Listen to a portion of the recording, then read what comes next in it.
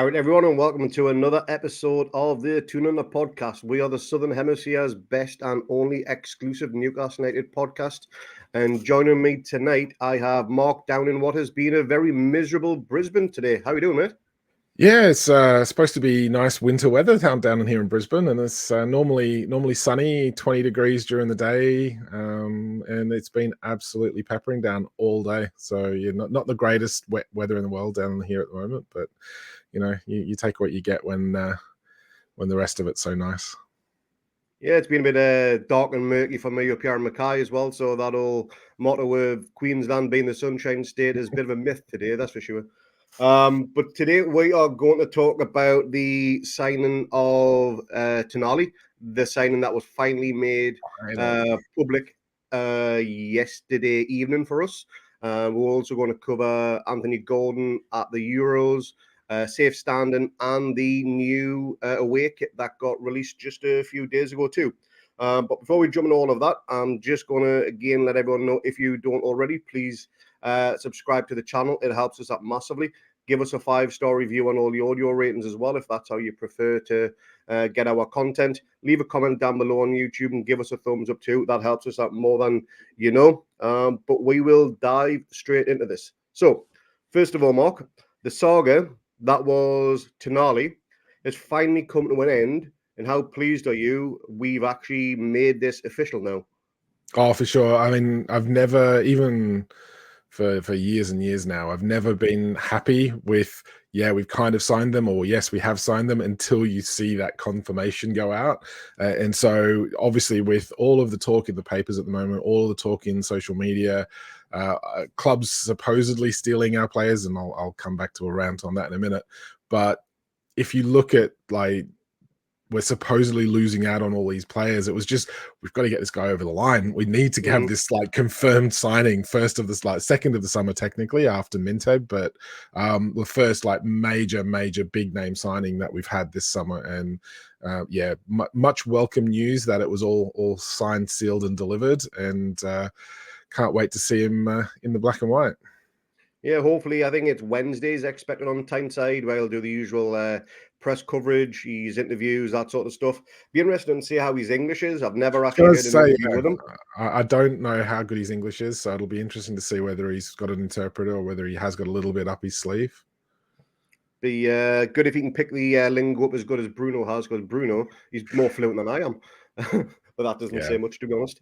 But Tonali released a short statement after the announcement. I'm just going to read it out here. I'm just going to bring it up on the screen as well. So Tonali said, "First of all, I want to thank Newcastle United because they are giving me a huge opportunity for my career. I want to repay the trust on the pitch, giving it my all, as I always have. I'm really excited about playing at St James's Park. I can't wait to feel the warmth of the fans."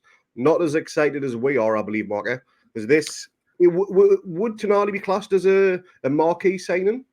I think so. He's clearly not the finished product. I don't think I'd go quite that far. I think he's still young, 23. He's still got plenty of room to improve. And when you think if you kind of add another couple of years on till he gets to Bruno's age, then you got that little bit more experience, a little bit more development in his game. But he works hard. He's got a bit of tenacity about his game. He tackles hard, great passer of the ball. There's obviously areas of his game that he needs to work on still, and I'm sure Eddie Howe will work on him with it, but he seems to have the right attitude that he wants to improve. And I think for me, that's key with any of our players. They all want to get better. They all want to play for the project. They've bought into everything that we're trying to do long term. Look, the guy's captain of the Italian under-23s, which under 21, sorry. He's played for the Italian national side. He's played most of the games last season for AC Milan, played every single game in the Champions League for them through to the quarterfinals. So he's got experience at the top level. You're not going to do that with an average player. So look, I think he is a top draw signing. I think he offers versatility in midfield. I think the prospect, and I've seen this on social media where everyone's getting a bit excited, saying Joe Linton, Bruno, and Sandro in midfield, midfield three. yeah, that's pretty scary for any opposition teams. But Mm-hmm. as True Faith said on their podcast the other night that I listened to, it offers that opportunity that if Bruno's out, we didn't win a game with him not in the side. So now we've Yeah. kind of got that cover, we've got that rotational ability, we've got, you know, flexible options in midfield now, and that's without, you know, thinking about, you know, dropping Willock back in there or Longstaff coming back in. I mean, we went on last season when Longstaff was out going, I never thought I'd say this, but Longstaff's a huge miss. And for me, Tonali kind of comes in and is probably like an immediate upgrade on Longstaff while still being able to do all of the stuff that Longstaff did, but adding more quality on the ball. So that's great, but it doesn't mean that Longstaff's superfluous to the team now. It means we've literally got two players for that position that we can really sort of like rotate around so that we can like compete on multiple fronts next season. So yeah, totally exciting. I'm buzzing. Look, the players probably treating this all very much professionally. It's not like it's his dream move, but he's obviously bought into the project. Otherwise, he wouldn't have been coming in the first place. To me, look, it's a great signing, and it's a big statement signing. And I know a lot of people have been saying this already, but to have Newcastle United buying a player from AC Milan that isn't like an old has-been or a periphery player, someone that is integral to their team kind of thing, for us to be doing that now, that's a big statement of intent. And I think it's made a lot of people, a lot of other clubs in particular, judging by the frenzied transfer negotiations for teams like Liverpool and Spurs and everyone, it's made a lot of people sit up and really go, oh, hang on, yeah, shit, they're actually serious, aren't they? So yeah, good times ahead.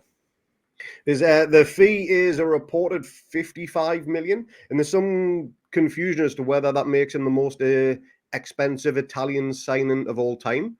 I believe it is, but I might be wrong on that. I don't know what you've seen spread about that one. But is it quite surprising that no Italian footballer has went for anything more than 55 million pounds? I mean, it's obviously an obscene amount of money when you think about it, but the amount of talent that Italian footballers produced, and yet they don't get the big money transfers. Is that because they just stay in Italy? This is because they've just stayed in Italy historically, haven't they? It's not like we've been buying in the Premier League. No top draw Italian player from any of the big sides that can demand those sorts of fees has ever moved from Italy. They've all been happy at AC Milan and Juventus and Inter and you know, Fiorentina a bit as well, and now Roma. They've got the players there that they were happy to stay in that league, where there's financial issues in that league now, and I think you'll probably see a few more move on. Obviously, look, I mean, Dusan Vlahovic went to Juve last summer, and we were linked with him. He was linked to Arsenal, he was linked to Chelsea, and he went for what would have been the record, 70 odd million or whatever. But he's gone and he's moved clubs in Italy. But I don't see that there's been that many big name players actually moved from Italy, because they're all playing in the national side. They're all playing in Champions League clubs. So why would they? Yeah, no, that's a fair point. It's a fair point. Now, getting on to his contract term, it stated he signed until 2028. And it looks as though, judging by the statement, that there's an extra year on offer available at the end of that. That's what I'd heard. So if we can have him for effectively 6 years, that's an incredible signing. I know we can't spread the payments anymore any further than 5 years due to Chelsea and their stupid transfer activity in January, ruin it for everyone. But 55 million for a player of his caliber and potential is a bit of a bargain when you consider what price some midfielders are going for. I mean, it's the same as what Mason Mount is going to Man United for. And Declan Rice nearly double. Exactly. I mean, realistically, he's a bit younger than Rice, isn't he? Few years, yeah, I think. So if you think you add those extra couple of years, and as we said, he's keen to develop his game. He's got the right manager to do that for him if he's willing to sit there and listen to Eddie Howe and work with him and develop that side, other sides and facets to his game. 2 years' time, he could be every bit as good, if not better, than Declan Rice. And you're talking about paying half the fee because doesn't have that English tax on him. Mm-hmm. Yeah, absolutely. And if Tonali can live up to my favourite ever foreign footballer, who is Francesco Totti, that man is an absolute legend in my eyes. If he's half as good as Totti was in his prime, then we've got a worldie on our hands. And I, for one, cannot wait to see him kick the first ball in anger in a black and white shirt. As that Gallagher end St James's Park is going to go mental when he walks out that tunnel for the first time. Yeah. Yeah. I mean, to be honest Uh, with you, he's been. I know that everyone was saying he's a new Perlo, but that was like very much just on his looks and his sort yes. of general appearance. But he even himself, he's saying that Gattuso is his hero and he's almost like a father to him. Even if he's half as even if he's good as Gattuso, then I think we've got a hell of a battler in our hands and someone to be that midfield enforcer. And you know the YouTube clips and the Twitter clips that you keep seeing floating around of him having a go at opposition players and protecting his own players. He's obviously got that about him. So you know, him and Joe Linton are going to scare some players in the season. Yeah, I'm shitting bricks, aren't they? Just one thing on the Tonali move before we get on to the next subject. What did you think of the dragged out waiting for the announcement? Will it ever happen? Is he going to be announced in January 2026 or anything like that? You know, it just seemed to drag on and on and on. And there's a lot of frustration on social media because of that. What were your thoughts on it? I think the social media outrage and frustration was probably more from the fact that the journalists, the in the know wankers, they were all fanning the flames of oh, we're missing out on this player. Oh, we're going for Madison. Oh no, he's joined Spurs. Oh look, now we've swapped to Szoboszlai, and oh no, he's going to Liverpool. Oh, we're missing out on all these targets, and you still haven't signed. You still haven't confirmed that this guy's signed that you've got. All of the more credible journalists that we tend to listen to. Fabrizio Romano, those sorts of level, they always seem to have their finger on the pulse a little bit more. They don't tend to jump the gun as much.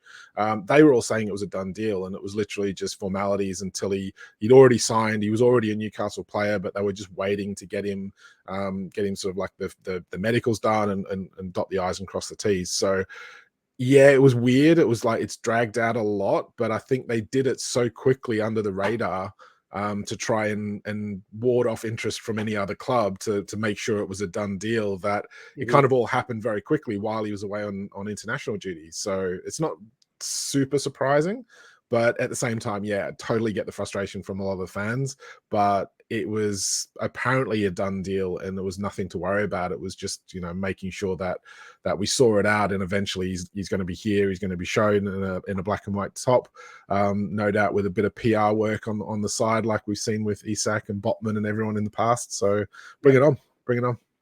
Absolutely. And let us know in the comments below what you think Tonali's best position is going to be, what squad number you think he's going to take. He had number 8 for both Italy and AC, but that was Anthony Gordon's number last season. And moving on now, we're actually going to... I'm gonna say my 2 cents worth here. I reckon he gets the number 8. I reckon Gordon gets the number 10. Right. And that kind of keeps them both happy. It'll be more interesting to see whether or not Isak gets the number 9 shirt. I think that's going to be the more contentious one. You mentioned the number 10 shirt, but there's a certain French antagonist that wears that number right now. I take it you don't expect them to be there next season. In just one quick update on that one for you. I think he is our only saleable asset that we would be willing to part with. And I think that is potentially why he probably will move if there is interest. If he's not happy sitting on the bench or having like a more impact sub role, which I think is what he will have to be happy with. I don't think he'll be happy with that. I think he needs to be the center of attention. Look, I think it'd be lovely to have him around. I think it's that squad depth that we need, that sort of like maverick piece. But in reality, if we get a decent bid for him, financial fair play dictates that we're going to have to sell someone at some point. And if we can get 35 million for him, then I think that goes a long way to kind of offsetting all the spending, the amortized spending for those FFP gurus out there for this summer. And I think it lets us get another couple of players in. Yeah, absolutely. I'm totally on board with what you've just said there. But again, let us know in the comments below what you think about Tonali and if Maxi should be part of the squad next season. So we're going to move on now to Anthony Gordon, who is representing Newcastle and England, sorry, for the under-21 championships. And he's having a bit of a blinding tournament, isn't he, mate? He's played really well. I'm not sleeping well at the moment, so I keep getting up at like stupid o'clock in the morning. And I watched the first 2 games for England. Watched a little bit of Tonali as well. But Anthony Gordon, he's been playing kind of as a wide left forward, drifting onto the right, a bit through the middle, but definitely as a forward. And he's been playing really well. He's been dangerous. He's set a couple of really decent chances up for teammates that either were given offside or they couldn't score from.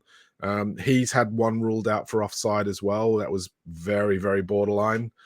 Seems to be getting in the right place at the right times, causing some issues. So it can only be good for his fitness for us. Whether or not he comes straight back into preseason, that's due to start like this week, I think. Anyway, is to be seen, or whether he gets an extra week or 2 to recover from the championships. It'll be interesting to see what he does if he wants to kind of get back. When you're seeing like Murphy and Longstaff joining up with sort of non-league clubs, Newcastle Blue Star, to get some extra training in ahead of the new season. You're thinking all these players are so desperate to be a part of this squad.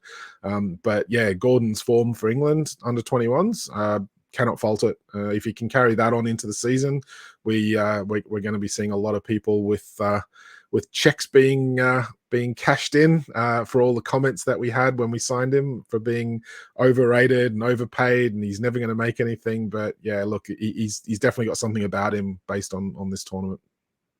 Well, England play Israel in the semi-finals. The other semi-final is Spain versus Ukraine. If anyone wants to watch the England game, see how Gordon gets on, it is a 2 a.m. kickoff on the morning of the 6th of July, which, if my memory serves me correct, is 4 or 5 o'clock in the afternoon in the UK, something like that. So it'd be good to see how he gets on and see if England get to the final, and if he can pick up his first bit of major silverware as a youngster. That'd be a cracking return on him at St James's Park for the forthcoming season. Good luck to him. Yeah, it could be an absolute barnstormer, and just the kick up the arse in terms of fitness, what he said he absolutely needed. So yeah, good luck to him. Hope he brings home a nice medal to show everyone at the training ground, and they get hunger for the same thing next season. And it looks like he shaved his dodgy tash off as well, which is good. Yeah, what was going on? That was no tash. It was a shit caterpillar, wasn't it? I mean, not even I can complain with something like that. I can barely grow bum fluff, to be honest. But still, it wasn't good. It wasn't a good look. No. Yeah, and I know all about sartorial elegance, obviously. I don't follow trends, I set them. But yeah, going to move on from that one there to the new away kit. Now, this just dropped on as a bombshell. I think it was Monday night. Monday night for us. It'll be an early Monday morning for everyone in the UK. They're just a random tweet or social media post by the club, and they dropped the away kit for the forthcoming season. Now, what were your first thoughts on this one, Mark? Because I like it. I actually think it's nice. It's nice to finally have like that black writing on the front, the sponsor's name that isn't just an absolute eyesore as the Wonga ones and historical ones have been. Now, obviously, the first thing you think of is it's Saudi colors again. It's going to cause some issues. People are going to have a go about it, and rightly so. They all came out the woodwork. The usual culprits, all the usual comments. I'm getting to the point now where I'm just not bothered about them. Like if they're trying to make us feel guilty about, Saudi owners like PIF owning the club and being, like sports washing and all that sort of stuff, they're going about it the complete wrong way, because every time I hear them on, it just comes across as petty. It comes across as like, jealousy. It's so blatantly hypocritical, because they won't call out anything else if it doesn't suit them. But as soon as Newcastle do something, then it's the biggest story in the world. And yes, okay, look, we sell column inches and we generate clicks at the moment, and that's all good. But have a bit of unbiased opinion on this when you're reporting on it. I think most Newcastle, I tweeted out this afternoon actually about something very similar to this, is we were all willing to talk about sports washing. We were all willing to Mhm. talk about Saudi ownership and you know, the regime and the human rights issues. But as it's gone on, it's just become very apparent that it's just very petty from the journalists, and it's very hypocritical because they will pick on Newcastle, and it's bordering on bullying Newcastle Mhm. fans, not the club, but Agreed. Newcastle fans who are just supporting their club that they've always supported. And it's like trying to kind of undermine the enjoyment of just being able to like our football again and sort of enjoy our football club now that Ashley's gone. And the fact that none of these people ever gave a shit about us when Ashley was here for 14 years, sucking the club dry, Mhm. it just infuriates me. So, you know, I'm at the point where you bring it on. I don't care. Backs against the wall, us against Yeah. them, us against the world. I'm happy with that now. And you know, yeah, okay, look, sort the political crap out off the field with the governments, because we've got nothing to do with it. We're not going to stop supporting our football club that we've supported all our lives just because a new owner's come in. We didn't under Ashley. We're certainly not going to do it now.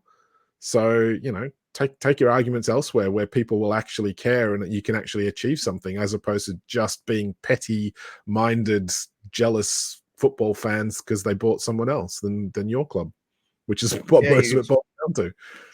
we got to look at Spurs for that, because didn't Daniel Levy approach Piff Yep. before he obviously bought us, and he Yep. wanted £1 billion for Spurs because of the new Yep. stadium, and that was Yeah. just purely to wipe that £1 billion debt, I'd imagine. Yep. In Man United were in talks with Yep. them. They wanted Mhm. 5 billion or something. They pulled out of Yep. that.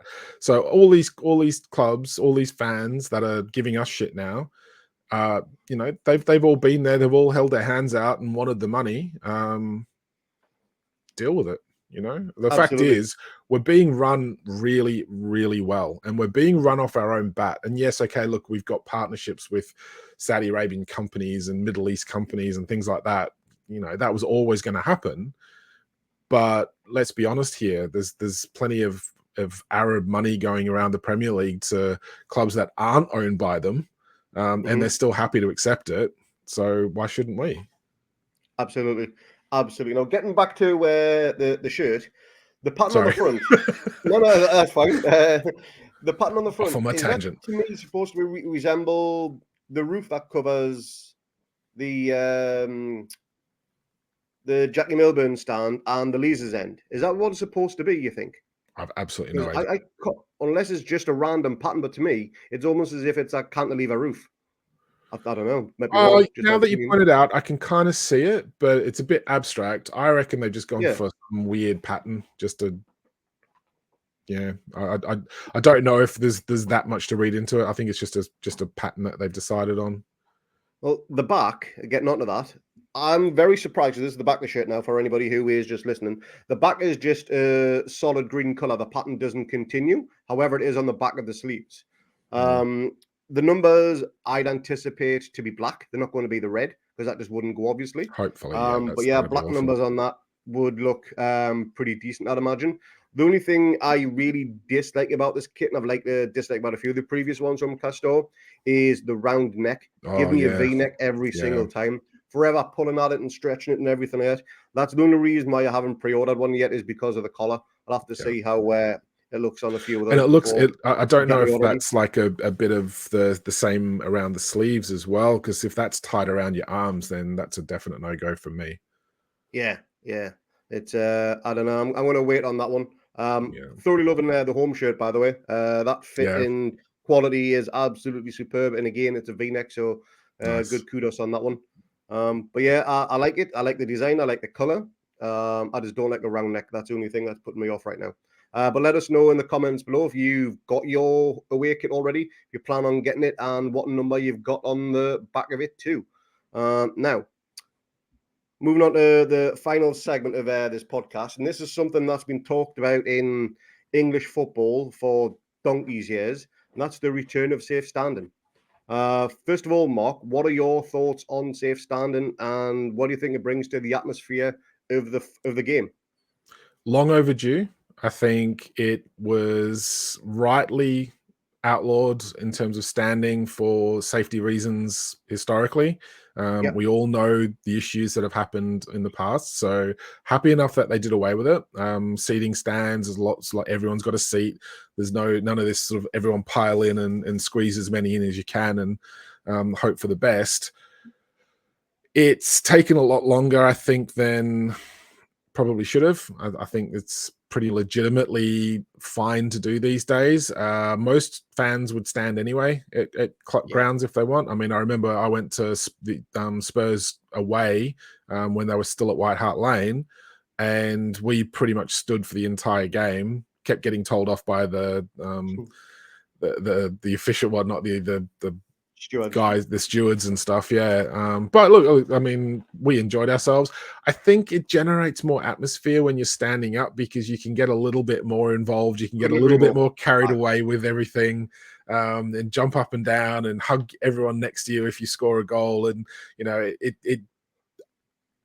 I'm sure you'll cover this in terms of the capacity, but my feeling is if you can get people a little bit closer together, everyone's feeling a little bit more confident, especially if you can organize it to have groups of mates together so that they can all be there together. The problem with seating has historically been you've just got to have your seat wherever you get it. And therefore you're like next to strangers and yeah, you'll sing and you'll chant and you'll wave and everything, but it's always a little bit more subdued if you're around strangers. Obviously if you've got a season ticket and you're there week in, week out, you get to know everyone around you.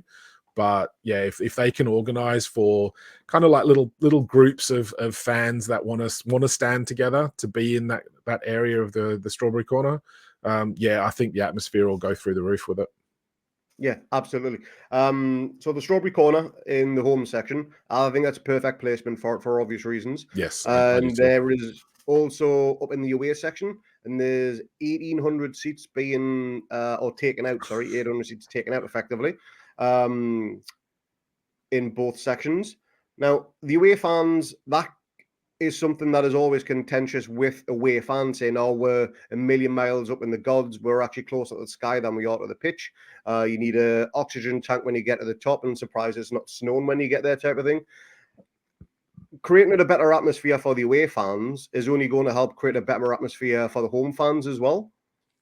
Yeah, I think so. I have to hold my hand up here and say I'm glad it's not me having to stand at the top of the level 7 right at the back, or if I hope it's not right at the back or right at the front for that matter, because if you're right at the front, that's a steep bloody stand. I've been up there a couple of times and if you like you're just walking to your seat, you feel like holy crap, I hope I don't topple over here because I'm not going to stop.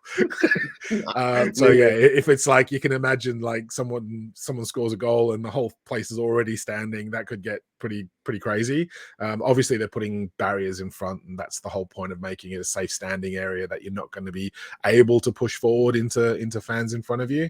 But yeah, still better them than me. Oh, absolutely. Yeah, I mean, that's a hell of a drop from level 7 to full up in the nosebleed seats. But I'd imagine as well, this is just going to be a trial to see how successful it is. There will be a few fans which are opposed to it because their seat may be disrupted. Yeah. And I know the club have reached out to those fans that are going to be affected and willing to relocate them to another part of the stadium. If you are one of those fans, let us know if you're happy to stay where you are in the standing section, or if you've requested to be moved, and how easy that was to negotiate with the club. Be quite interested to know how that is worked out for those that have been affected. But yeah, I'm all for it, and I'd imagine say it's a trial for the club. If it's successful, they'll roll out larger patches, and who knows, this time in a few years, the Gallagher might be an all standing section, which would be a sight to see, especially if they can build on top of it over on Strawberry Place. Yeah, that'd be crazy. Be some sight to see. It'll be one of the best sites in world football, that with a massive surfer flag. I mean, have we got the largest surfer flag in world football right now? I think we do. I don't know. Was it the Besiktas one, or someone else did one not so long ago, and that was just like bonkers. So we're definitely up there. We're definitely up there. I mean, we did one across the Gallagher end, and we did one across the Leazes end. I think the Leazes one was pretty big. That's right. Aye. Yeah, And then that we was did just one one big flag on all the way, wasn't it? on the was it the east stand that we did one as well, that was like literally the That's right. whole length of it. Yeah, That was for I the think Leicester in game, I terms of think. length, yes, I think the length of them have been pretty impressive, Aye. but I'm sure I've seen something in one of the madhouse European clubs that have maybe beaten us in terms of the general size of it. But war flags, if you're watching, we know you're watching. What we want is a wraparound surfer flag for the entire stadium. Now that would just be one hell of a sight. So get to work on that one for next stadium for the opening game against Villa. But yeah, safe standing. We're all up for it. I haven't seen many people against it on social media. It's something that, like you said, long overdue. Hopefully, more patches will spring up across the stadium over the coming seasons as it goes. But apart from that, that pretty much sums everything up. I know you wanted to have a little rant about certain players going to certain clubs, and we did or didn't bid on those players. But you want I to give think us I've a kind little of look, recap on your transfer window? Look, I've summed it up in terms of that the social media frenzy around players being bought and sold has kind of had a detrimental effect on Newcastle fans in terms of what their expectations, and certainly with the delay in the Tonali announcement. I think that it's natural to get a little bit nervy, a little bit on edge when you're seeing players move to other clubs, and you're being told that you're missing out on these players. So look, we've had a long-standing interest in James Maddison. That is pretty obvious. We put bids in January; they were turned down. We decided we didn't want to go back in. Spurs have paid more wages than we were happy with. Whether or not the players effectively messed the club around and couldn't make his mind up, and the club's just gone, right, well, on your bike sort of thing, I don't know. But at the end of the day, fair play to him. Hope he enjoys Harrods and being around a non-European football club for a season. But and I did laugh when he came out and he was having a spiel about what Ange said to him to convince him to go, and apparently Ange Postecoglou was saying, whether you come here or not, Spurs is going to be a very different club next season. We're really going to be getting everything moving in the right direction. I'm thinking to myself, well, he's hardly likely to go to a new player signing and go, well, you know what, we're probably still going to be shit next season, but hey, look, just come and join us anyway, hey? Yeah. Come on, I mean, let's be fair. So apart from that, you've got Dominic Szoboszlai, who's going to Liverpool.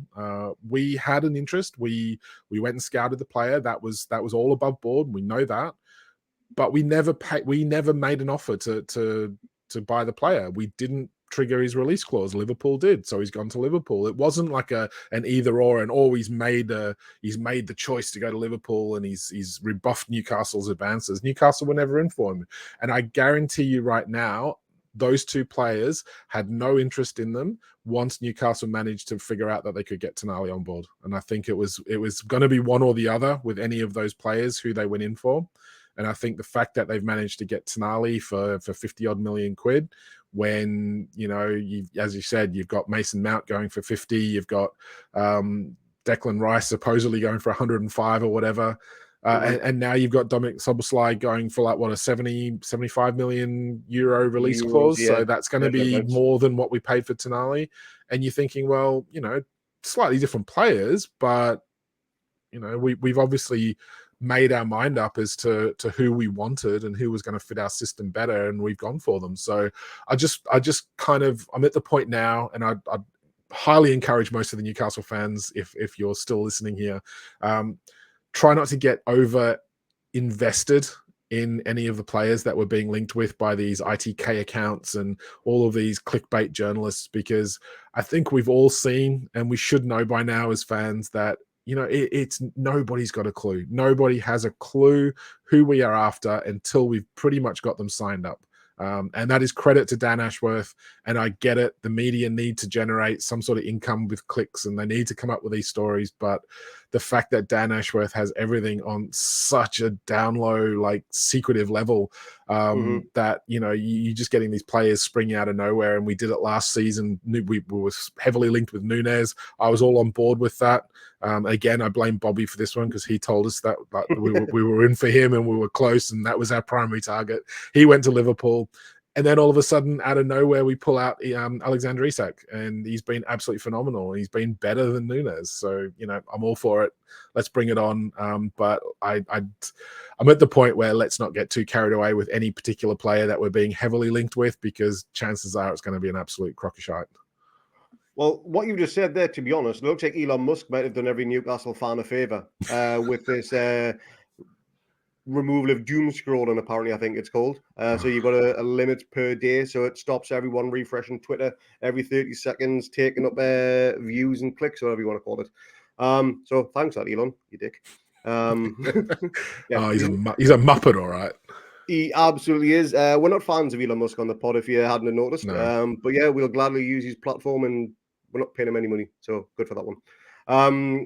That's going to do it pretty much for today, Mark, unless you've got anything else you want to add. No, rant's over. Well, good on that one. But yeah, again, thanks for everyone who's made it.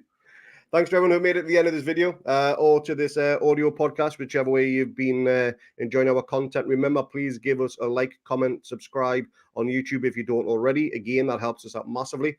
If you are listening, give us a 5-star review, leave a comment if possible, and follow us on all social media platforms. We are on Twitter, Facebook, and Instagram.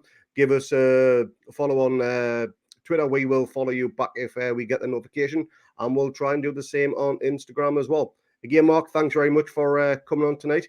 I'll let you go and enjoy more Tonali videos on YouTube, and we will see everybody for the next one. Cheers, Craig. Have a Cheers, good night. Mark.